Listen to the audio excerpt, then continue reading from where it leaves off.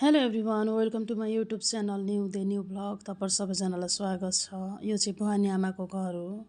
भवानी आमाको कोही पनि हुनुहुन्न, श्रीमान पनि हुनुहुन्न, छोराछोरीहरू पनि छैन। अनि मेरो पनि मम्मी बुवा हुनुहुन्न। उहाँ आमाले चाहिँ मलाई एकदमै धेरै माया गर्नुहुन्छ। अनि चितवन आयो भने म चाहिँ आमालाई भेट्न जसरी भयो नि गइराखेको हुन्छु है।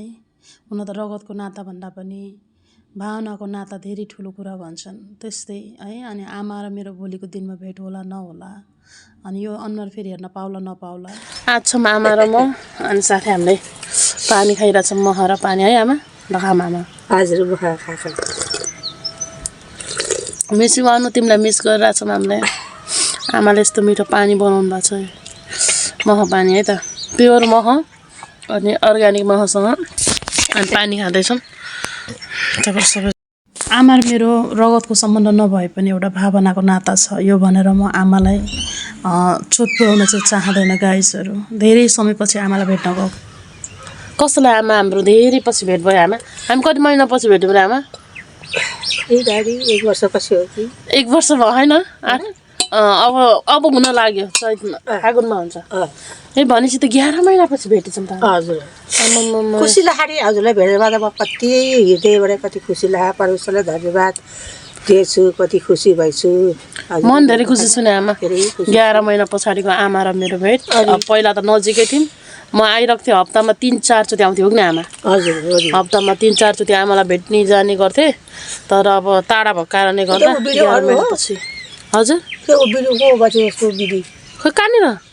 मेरो पछाडिपट्टि कि ए बोरा बोरा बोरा बोरा। अनि भेट भएको छ है गाइजहरू। अब बाँकी चाहिँ म अगाडि देखाउँछु अहिले। योभन्दा 2-3 वर्ष अगाडि चाहिँ हाम्रो भवानी आमालाई हामीले जवान हत्ताकट्टा देखेको, रोगरहित नै, त्यति खासै रोगहरूले पनि गरेको थिएन। अहिले चाहिँ सुगर प्रेसरहरू यताउता बढेर आमाले धेरै कुरा बिर्सने, मुखहरू फुल्लेको, आमा धेरै बिमारी, एक्लै, सासहरू पनि अलिकति गाह्रो, फेर्नलाई गाह्रो हुने दमको कारणले गर्दा है। अनि केही कुरालाई देख्यो भने पनि चिन्न नसक्ने, जस्तो त्यो बोरालाई देखिरहनु भएको थियो, अनि त्यो अनु हो भन्ने कि कसैको कुरा गर्ने, त्यो मान्छे हो कि भनेर कल्पना गर्ने, अलि वृद्ध भइसक्नु भएको रहेछ। अनि मन कस्तो भित्रभित्र बकानियो कि आमाले जब म त्यहाँ जान्छु केही नखुवाए बिना चाहिँ उहाँलाई पठाउनै मन लाग्दैन। मेरो छोरी हो, मैसँग बस्नुपर्छ, खानुपर्छ भन्नुहुन्छ। अब के गर्ने, अब मैले पनि आफूले कमाउनु पऱ्यो, खानु पऱ्यो, त्यस कारणले गर्दा आमालाई छोडेर आउनै पर्छ। यसरी हेर्नु न, खाना राखिदिनु भएको, मासु भयो, ढेँडो भयो, के राखिदिनुहुन्छ। अनि यतिखेर पनि छोरीलाई चिसो लाग्छ भनेर प्योर मह झिकेर है, कहाँबाट बिहानै उठेर पानी तताइदिएर हेर्नु न, मलाई पहिला खाना दिएर अनि बल्ल पछि आफूलाई पस्कनुहुन्छ कि यति धेरै माया गर्नुहुन्छ। अनि कस्तो रुन मन लाग्यो यो सबै कुराहरूले गर्दा। अब मसँग पनि त्यस्तो भनेको जस्तो जागिर भएको भए सायद, अनि आफ्नो मम्मी जस्तै गराएर आफ्नो घरमा सजाएर राख्थ्यो होला। भनेको हिसाबले साथ दिन त सकेको छैन। हेर्नु नि, यहाँ सुटुक्क आएर स्कुटरको अगाडि पैसा राखेर गइसक्नु भएको रहेछ ब्यागमा।